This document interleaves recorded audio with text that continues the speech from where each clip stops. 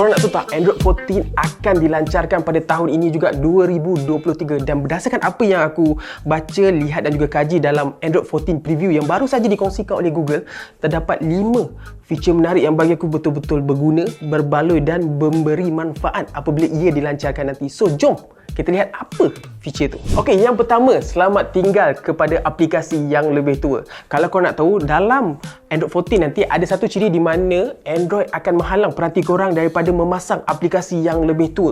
Maksud aplikasi yang lebih tua ataupun lama tu adalah aplikasi yang dibina berasaskan API Android 6 ataupun Android 5 dan ke bawah lagi. Bagi pendapat aku sendiri, ini adalah penambahbaikan yang dibawa oleh Google berbanding ciri yang diperkenalkan mereka pada tahun lepas. Sebab apa? Sebab tahun lepas, kalau kau perasan, Google telah pun menyembunyikan sebarang aplikasi yang tidak ada sebarang maintenance, kemaskini ataupun terbengkalai lebih daripada 2 tahun dalam Play Store. Antara sebab kenapa ciri ini diperkenalkan bagi aku kira okey lah. Sebab apa? Sebab Google mendapati bahawa aplikasi yang lebih tua ni dia mempunyai isu keselamatan dan juga security. Sebab apa? Sebab malware yang ada yang menyasarkan dan menyerang aplikasi Android ni dan juga peranti Android, dia orang menyasarkan aplikasi yang menggunakan API Android yang lebih lama. So dekat situ isu security memang dah terjejas lah. Tapi macam mana pula kalau kau guna Android 13 ataupun Android 12 dan korang ada aplikasi yang lama, lepas tu korang upgrade kepada Android 14. So macam mana?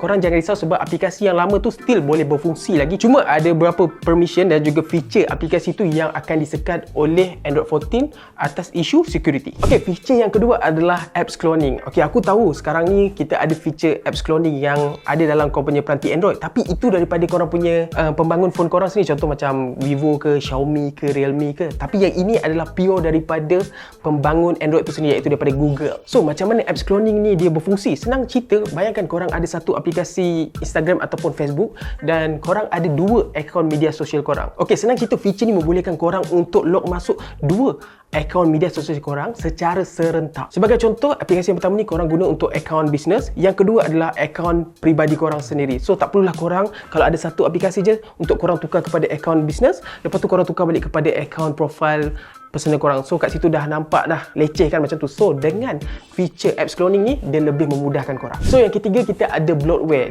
Kita tahu bloatware ni dia agak melecehkan dan annoying lah. Sebab apa? Sebab kita tak perlukan aplikasi tu, tapi aplikasi tu telah pun diperapasang oleh kita punya pembangun peranti. Lepas tu bila kita nak uninstall pun, nak buang pun tak boleh juga kan. Kat situ dah nampak dah macam subhanallah. So dengan feature baru yang diperkenalkan dalam Google Android 14 ni, dia membolehkan korang untuk membuang aplikasi yang telah pun diperapasang ataupun bloatware. Okey, yang keempat, kita ada ciri dual connectivity akan jadi lebih pintar lagi daripada versi Android yang sebelumnya. So kalau korang tanya apa bendanya ciri dual connectivity ni, senang cerita, korang ada 2 SIM card lah dekat korang punya phone, dan kita tahu setiap SIM card tu dia ada dia punya connectivity ataupun ketersambungan dia tersendiri. Okey, sebagai contoh, korang ada 2 SIM card. Pertama sekali adalah SIM card Celcom, yang kedua adalah Maxis. Lepas tu korang balik kampung daripada KL ke Johor, kampung korang. Dan dekat Johor tu, korang punya Celcom ni dia punya liputan tidak baik. Dan feature dalam Android 14 ni secara automatik akan mengubah korang punya connectivity, liputan dan juga ketersambungan daripada Celcom kepada Maxis. Sebab sebagai contohnya, dekat kampung korang tu, dekat Johor tu, SIM card Maxis ni dia punya liputan lebih baik. So dekat sini dia lebih senang lah. Tidak perlulah korang secara manual nak ubah korang punya connectivity daripada SIM card pertama Celcom ke SIM card kedua Maxis. Dan yang terakhir, kita ada satellite communication bakal diperkenalkan dalam Android 14.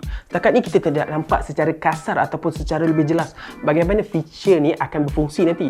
Tapi apa yang pasti adalah berkemungkinan besar korang akan dapat membuat panggilan, mahupun paling at least lah korang boleh hantar mesej SOS melalui ketersambungan dan juga komunikasi satelit. Sebagai contoh, apa yang kita dapat lihat ketika siri iPhone 14 dilancarkan pada bulan September tahun lepas. Sebab iPhone 14 dia memperkenalkan ciri satellite communication di mana pengguna iPhone boleh menghantar mesej SOS hanya dengan menggunakan ketersambungan satelit sahaja. So ciri ini bakal dibawa oleh Google dalam Android 14 nanti. Okey guys, macam mana? Bagi pendapat aku sendiri, kelima-lima ciri itu memang menarik lah. Tetapi tidak dinafikan berkemungkinan besar mungkin ada ciri-ciri baru yang bakal diperkenalkan oleh Google dalam beberapa bulan akan datang nanti. Bagi korang yang bertanya bila Android 14 ni dia akan officially launch, berdasarkan dalam Android 14 preview yang dikeluarkan oleh Google tu, berkemungkinan besar dia akan dilancarkan selepas bulan 7. Sebab apa? Sebab beta yang lebih stabil dia akan dilancarkan pada bulan 6 ataupun awal bulan 7 nanti. So sama-sama kita nantikan. Itu saja daripada aku, Firdaus.